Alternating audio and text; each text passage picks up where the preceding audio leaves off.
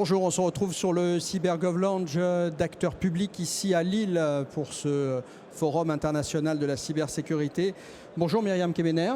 Bonjour. Bonjour, vous êtes avocat général près la Cour d'appel de Paris.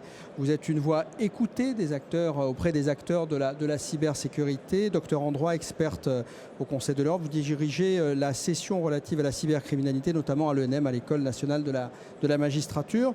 Dans un récent ouvrage, Le droit face à la disruption numérique, vous ne parlez pas de révolution numérique, mais bien de disruption. Une rupture qui nous oblige à repenser la totalité des règles juridiques. Le droit court derrière le numérique aujourd'hui, court loin derrière? Alors, pas complètement. En fait, le droit, il faut rappeler quand même qu'on a des textes anciens. Je pense à la loi de 88 sur justement les attaques informatiques, la loi des Godefroy qui réprime déjà le piratage et les atteintes au système. Donc, le droit s'est adapté progressivement, s'est complété, notamment en matière de procédure pour pouvoir rechercher, par exemple, la preuve numérique. Mais on a quand même en France un droit qui est assez adapté et qui inspire pas mal de législation à l'étranger. Les failles ou les retards les plus criants, on les trouve dans quel domaine? Alors en fait, c'est les moyens. On a des textes, on a des procédures, c'est-à-dire pouvoir caractériser des infractions. Il reste après à mettre en place des moyens, c'est-à-dire former des magistrats et étoffer les services spécialisés. Donc c'est en train de se faire, police, gendarmerie, douane aussi. Les douanes et par exemple Tracfin, la cellule Tracfin est confrontée à des infractions liées au numérique. Après, nous devons les traiter et donc les choses sont en train de s'améliorer progressivement, mais je pense la magistrature a une culture, je dirais, de généraliste. On forme des magistrats généralistes et je pense que de plus en plus, on devra être spécialisé, non seulement dans le domaine économique et financier, par exemple, mais dans le domaine du numérique. Donc à terme, on recrutera des magistrats aussi qui ont ces connaissances-là. Ce seront des profils très recherchés, j'imagine, par la justice. Véritablement, suivre les modes opératoires. J'ai eu plusieurs affaires à l'audience et on a tendance un peu, et je serai avocat, je ferai la même chose, à nous noyer dans la technique. Il faut comprendre les modes opératoires. C'est tout à fait essentiel pour ne pas perdre de vue les aspects juridiques. Alors le droit doit s'adapter, les administrations aussi doivent s'adapter très vite parce qu'elles sont très vite confrontées aux défis que pose le numérique en termes d'organisation, de sécurité. On est ici au FIC, au Forum international de la cybersécurité. Quel est le principal risque? C'est quoi? C'est la protection des données personnelles aujourd'hui qui représente le plus grand risque? Alors bien sûr, évidemment, les cyberdélinquants convoitent des données qui peuvent monnayer, donc ces récupérations de données, c'est des attaques. Ils font souvent un travail d'approche avec du social engineering pour essayer de...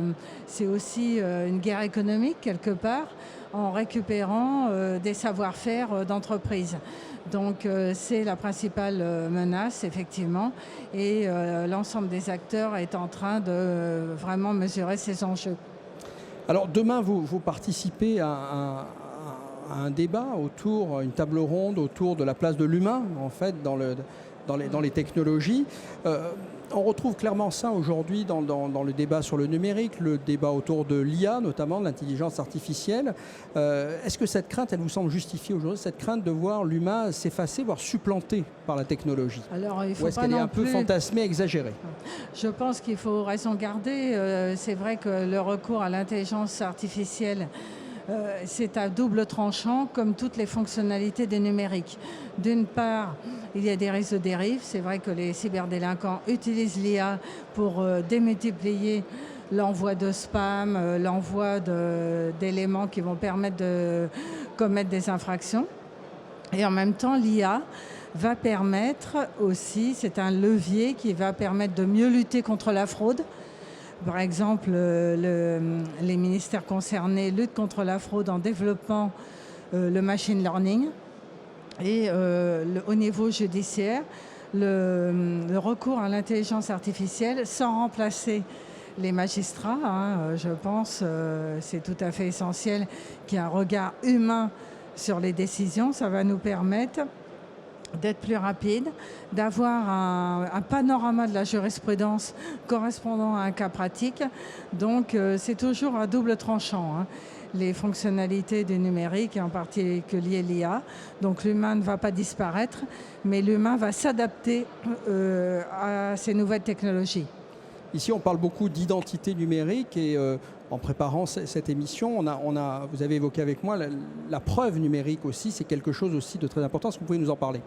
Oui, alors la preuve numérique, évidemment, ce n'est pas uniquement la lutte contre la cybercriminalité, mais dans toute affaire, qu'est-ce qu'on va faire? On va rechercher des traces numériques, c'est-à-dire les données sur des téléphones portables, sur tout support numérique, et c'est tout à fait fondamental. Par contre, évidemment, cette preuve, elle est fragile, elle est volatile, elle peut être à l'autre bout du monde ou dans le cloud, donc elle peut être contestée. C'est bien qu'actuellement, il y a des travaux pour renforcer justement la recherche de la preuve numérique et son efficacité. Et donc, en fait, il ne faut pas perdre de vue que la preuve en matière pénale, elle est libre. Donc, tout élément permettant de caractériser une infraction, y compris en matière numérique, c'est valable, hein. C'est le problème de la liberté de la preuve, à la condition qu'elle soit recueillie dans des conditions loyales et débattue contradictoirement à l'audience. Donc la preuve numérique, elle a toute sa place dans le débat judiciaire actuel. Merci Myriam Kevener d'avoir répondu à nos questions ici sur la cyber-governance d'acteurs publics, en direct donc du Forum international de la cybersécurité ici à Lille. Merci.